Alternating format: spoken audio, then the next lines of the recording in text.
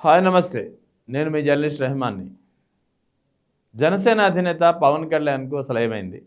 ఆయన తీరుపై సొంత పార్టీలోనే కాకుండా కూటమి పార్టీలో ప్రధానంగా ఆయన పార్టీని నమ్ముకొని కూటమిని నడిపిస్తున్నటువంటి తెలుగుదేశం పార్టీలో కూడా ఒక అంతర్మథనం ప్రారంభమైంది. త్వరలో ఇదే పరిస్థితి కొనసాగితే ఖచ్చితంగా రానున్న కాలంలో జనసేనాని పవన్ కళ్యాణ్ కూటమి నుంచి దూరం అవుతారో లేదో తెలీదు కానీ తెలుగుదేశం పార్టీని జనసేనను దూరం చేసే పరిస్థితి ఉందా అనే అనుమానాలు వస్తున్నాయి. ఇదంతా ఎందుకు చెప్తున్నారంటే జనసేనాని పవన్ కళ్యాణ్ వైఖరి ఇందుకు కారణం. పవన్ కళ్యాణ్ వైఖరి కూటమి పార్టీని తీవ్రంగా ఇరుకున పెడుతోంది. పవన్ కళ్యాణ్ అనుసరిస్తున్నటువంటి విధానం కూటమి పార్టీని ఆత్మరక్షణలో పడేస్తుంది. పవన్ కళ్యాణ్ మాట్లాడుతున్నటువంటి మాటలు కూటమి పార్టీ రాజకీయ భవితాన్ని పణంగా పెడుతోంది.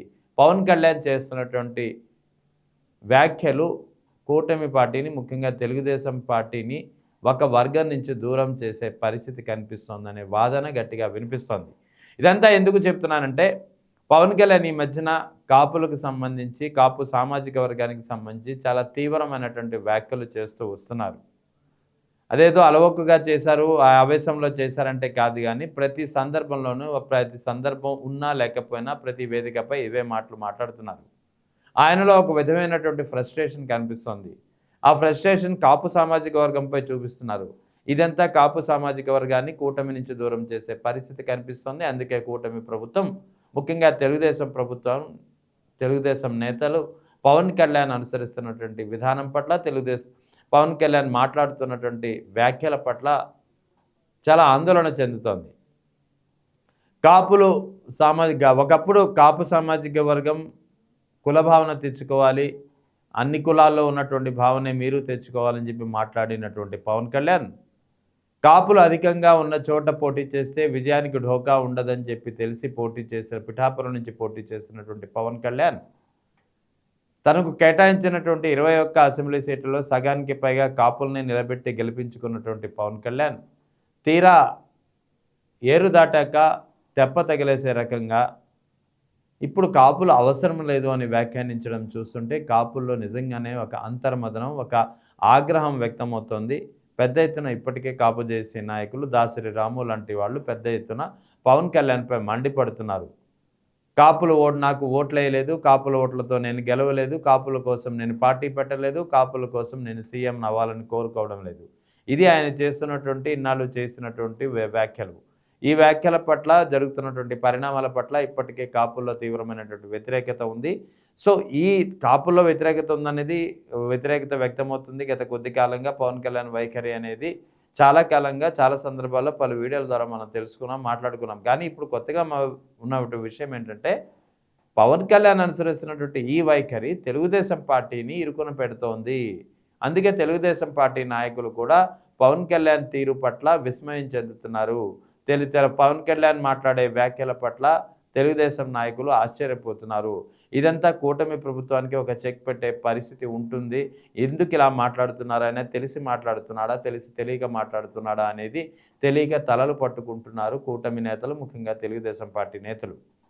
ఎందుకంటే తాజాగా చేసినటువంటి కొన్ని వ్యాఖ్యలు పరిశీలించుకోవాలి. ముఖ్యంగా విజయవాడ కృష్ణలంక పోలీస్ స్టేషన్ వ్యవహారం, Gade Saikrishna missing or lockup death ఏదైనప్పటికీ మొత్తానికి సాయికృష్ణ వ్యవహారంలో చోటు చేసుకున్నటువంటి పరిణామాలు, సాయికృష్ణ వ్యవహారంపై ముఖ్యంగా సాయికృష్ణ లాకప్ డెత్ చేసి ఆఖరికి మృతదేహాన్ని కూడా కాల్చేసి బూడిదను కూడా మాయం చేశారు అని ఆ తల్లి విజయలక్ష్మి పడుతున్నటువంటి ఆవేదన ప్రతి ఒక్కరిని చెమర్చివేస్తుంది. ఎందుకంటే సాయికృష్ణ నేరస్తుడే కావచ్చు కానీ ఎంత నేరస్తుడైనా సరే అతన్ని చంపేసి లాకప్ డెత్ చేసి అతని శవాన్ని కాల్చి బూడిదని కూడా మాయం చేసే హక్కు ఎవరికీ లేదు.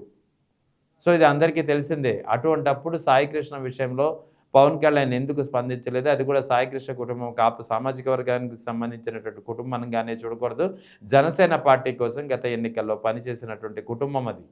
అటువంటప్పుడు సాయికృష్ణకు సంబంధించినటువంటి వ్యవహారంలో పవన్ కళ్యాణ్ ఎందుకు మౌనం వహిస్తున్నారు, ఎందుకు ప్రశ్నించడం లేదని అడగడం ఆయనలో ఫ్రస్ట్రేషన్కు కారణమైంది.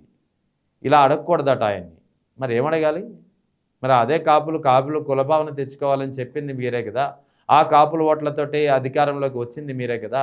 అటువంటప్పుడు ఒక కాపు సామాజిక వర్గం, అందులో మీ పార్టీ కోసం పనిచేసినటువంటి కుటుంబంలో ఒక వ్యక్తికి జరిగినటువంటి పరిస్థితి శవాన్ని కూడా మాయం చేసి బూడిదను కూడా మాయం చేసినటువంటి పరిస్థితి. ఇంతలా అరాచకం జరుగుతుంటే అతని గురించి కనీసం అతన్ని సైడ్ చేసుకొని మాట్లాడినా మాట్లాడకపోయినా పోలీసు వ్యవస్థలో జరుగుతున్నటువంటి పరిస్థితికి అద్దం పట్టే విధానం అని తెలిసి కూడా ఎందుకు మాట్లాడలేకపోయారనే ప్రశ్న వినిపిస్తోంది. సో ఈ విషయంలో దీనికి తగ్గట్టు ఆ ఫ్రస్ట్రేషన్తో తగ్గట్టు ఇటీవల కాకినాడలో జరిగినటువంటి కార్యక్రమంలో ఈ ఫ్రస్ట్రేషన్ అంతా అందరి ముందు చూపించుకున్నారు ఆయన. చూపించుకోవడమే కాకుండా ఒక రౌడీ ఎలిమెంట్ను చంపేస్తే అందరూ నన్నెందుకు అడుగుతున్నారు, ఒక రౌడీ షీట్ను ఒక నేరస్తుడిని చంపి పడేస్తే నేనెందుకు ప్రశ్నించాలని చెప్పి తిరిగి ప్రశ్నిస్తున్నటువంటి పరిస్థితి కాపుల్లో ఇన్నాళ్ళు ఉన్నటువంటి వ్యతిరేకతను మరింతగా పెంచిందని చెప్పాల్సి ఉంటుంది. ఈ వ్యతిరేకత కారణంగానే ఇప్పుడు టీడీపీ నేతలు పవన్ కళ్యాణ్ వైఖరి పట్ల మండిపడుతున్నారు. మరి నిజంగానే పవన్ కళ్యాణ్ చెప్పినట్లు రౌడీ ఎలిమెంట్ని చంపేస్తే నేనెందుకు స్పందించాలన్నప్పుడు మరి ఈ వైఖరి మీకన్నా అనుభవం ఉన్నటువంటి మీరు పదే 40 ఏళ్ల అనుభవం ఉందంటూ చంద్రబాబుకి కితాబిస్తుంటారే, మరి అటువంటి చంద్రబాబు నాయుడుకి తెలియదా? మరి అదే చంద్రబాబు నాయుడు తల్లి విజయలక్ష్మిని పిలిపించుకొని మాట్లాడి ఆ కుటుంబ సభ్యులతో మాట్లాడి ఆ కుటుంబ సభ్యులకి న్యాయం చేస్తానని చెప్పి హామీ ఇచ్చిన సంగతి మీకు గుర్తులేదా? అంటే ఇక్కడ చంద్రబాబు తెలుగుదేశం పార్టీ అధినేతగా కూటమి ప్రభుత్వాన్ని లీడ్ చేసే నేతగా చంద్రబాబు నాయుడు విధానం ఒకలా ఉంటే సాయికృష్ణ వ్యవహారంలో మీ వ్యవహారం మరోలా ఎందుకుంది? అంటే కూటమి పార్టీలో తెలుగుదేశం పార్టీ లీడ్ పార్టీ అయినటువంటి తెలుగుదేశం పార్టీ ఒక విధంగా ప్రవర్తిస్తుంటే అదే సాయికృష్ణ వ్యవహారంలో పవన్ కళ్యాణ్ ఎందుకు రౌడీ ఎలిమెంట్ రౌడీ షీటర్ అంటూ మాట్లాడుతున్నారు? ఇది కాపు సామాజిక వర్గంలో కలుగుతున్నటువంటి ఆగ్రహం. ఆ ఆగ్రహం కారణంగా కాపు సామాజిక వర్గం మొత్తానికి కాపు సామాజిక వర్గం ఓట్లు మొత్తానికి కూటమికి దూరమై వైఎస్ఆర్ కాంగ్రెస్ పార్టీకి ఎక్కడ బలంగా మారుతుందో అనే ఆందోళన ఇప్పుడు టీడీపీలో వెంటాడుతోంది. పవన్ కళ్యాణ్ వైఖరి, ఎందుకంటే ఇక్కడ చంద్రబాబు నాయుడు గురించి కూడా మాట్లాడుకోవాలి, వైఎస్ జగన్ గురించి కూడా మాట్లాడుకోవాలి. ఇద్దరు 2 పార్టీలకు సంబంధించినటువంటి అధినేతలు, ఇద్దరు 2 సామాజిక వర్గాలకు సంబంధించినటువంటి నేతలు. అయినా ఎప్పుడు ఆ సామాజిక వర్గాలు తమకు అండగా ఉండాలని ఎప్పుడు పిలుపు ఇవ్వలేదు. ఆ 2 సామాజిక వర్గాల ఓట్లతోనే నేను గెలిచానా అంటూ ఎద్దేవా కూడా ఎప్పుడు చేయలేదు. ఆ సామాజిక వర్గ ప్రస్తావన కూడా ఎప్పుడు వారు తేరు. రాజకీయాల్లో అలాగే ఉండాలి, అదే నైజం కూడా. ఏదైనా పని ఉంటే సైలెంట్గా జరిపించుకోవాలి. కానీ ఇక్కడ పవన్ కళ్యాణ్ చేస్తున్నదేంటి? కులభావన తెచ్చుకోవాలని అతనే అంటాడు, మీ ఓట్లతో గెలిచానా అని అతనే అంటాడు, మీకోసం పార్టీ పెట్టలేదని అతనే అంటాడు. ఇప్పుడు తాజాగా సాయికృష్ణ వ్యవహారంపై మొత్తం రాష్ట్రమంతా గగ్గోలు పెడుతుంటే, రాష్ట్రమంతా ఇది అన్యాయం అని చెప్తుంటే, ఒక రౌడీ షీటర్ని చంపేస్తే నేనెందుకు ప్రశ్నించాలి, నేనెందుకు స్పందించాలని మీరెందుకు కోరుకుంటారంటూ ఫ్రస్ట్రేషన్ చూపిస్తుండడం అనేది జన సైనికుల్లో కాపుల్లో ఎలా ఉందో కానీ తెలుగుదేశం నేతల్లో మాత్రం తీవ్రమైనటువంటి ఆందోళనకు కారణమవుతుంది. ఎందుకంటే ఖచ్చితంగా పవన్ కళ్యాణ్ వైఖరి కారణంగా జనసేన కార్యకర్తలు కానీ జన సైనికులు కానీ కాపు సామాజిక వర్గం కానీ ఏ విధంగా ఇబ్బంది పడుతుందో లేదో తెలియదు కానీ టీడీపీ మాత్రం చాలా ఇబ్బంది పడుతుంది.